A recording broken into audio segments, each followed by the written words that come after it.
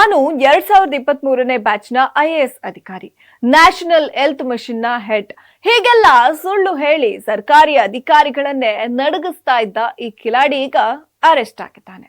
ಹೌದು, ಬೆಂಗಳೂರಿನ ಅಮೃತಹಳ್ಳಿ ಪೊಲೀಸರು ಕೋಟ್ಯಾಂತರ ರೂಪಾಯಿ ವಂಚಿಸಿದ್ದ ಮಿಥುನ್ ಎಂಬಾತನನ್ನ ಅರೆಸ್ಟ್ ಮಾಡಿದ್ದಾರೆ. ಚಿಕ್ಕಮಗಳೂರು ಜಿಲ್ಲೆಯ ಕಡೂರು ಮೂಲದ ಈತ ಅದೆಷ್ಟು ಚಾಣಾಕ್ಷ ಅಂದ್ರೆ ಸರ್ಕಾರಿ ಆಸ್ಪತ್ರೆಯಲ್ಲಿ ವೈದ್ಯರು ಮತ್ತು ನರ್ಸ್ಗಳನ್ನ ಸಭೆ ನಡೆಸಿ ಎಲ್ಲರನ್ನ ನಂಬಿಸುವಲ್ಲಿ ಯಶಸ್ವಿಯಾಗಿದ್ದ.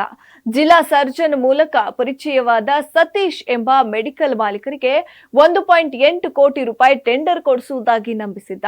ಇದಕ್ಕಾಗಿ ಬರೋಬ್ಬರಿ 41 ಲಕ್ಷ ರೂಪಾಯಿ ಕಮಿಷನ್ ಅನ್ನ ಪಡೆದು ನಾಮವನ್ನ ಹಾಕಿದ್ದ ಈ ಕಿಲಾಡಿ. ಆದ್ರೆ ಈತನ ಅತಿ ಬುದ್ಧಿವಂತಿಕೆ ಈತನಿಗೆ ಮುಳ್ಳಾಯ್ತು. ಪ್ರಭಾವ ತೋರಿಸಲು ಬೆಂಗಳೂರಿನ ಓರ್ವ DSP ಹೆಸರನ್ನ ಬಳಸಲು ಹೋಗಿ ಪೊಲೀಸರಿಗೆ ಸಿಕ್ಕಿಬಿದ್ದಿದ್ದಾನೆ. ವಿಚಾರಣೆ ವೇಳೆ ತಾನು 10 ಲಕ್ಷ ಜನರ ಮಧ್ಯ ಪರೀಕ್ಷೆಯನ್ನ ಬರೆದು ಪಾಸಾದವನು ಅಂತ ಸ್ವಾಮೀಜಿಯೊಬ್ಬರನ್ನ ನಂಬಿಸಿದ್ದ ಅನ್ನೋದು ಕೂಡ ಬಯಲಾಗಿದೆ. ವೇಷ ನಕಲಿ ಆಗಿರ್ಬೋದು, ಆದ್ರೆ ಈತ ವಂಚಿಸಿದ್ದು ಮಾತ್ರ ಅಸಲಿ. ಇಂತಹ ನಕಲಿ ಅಧಿಕಾರಿಗಳ ಬಗ್ಗೆ ಎಚ್ಚರವಿರಲಿ.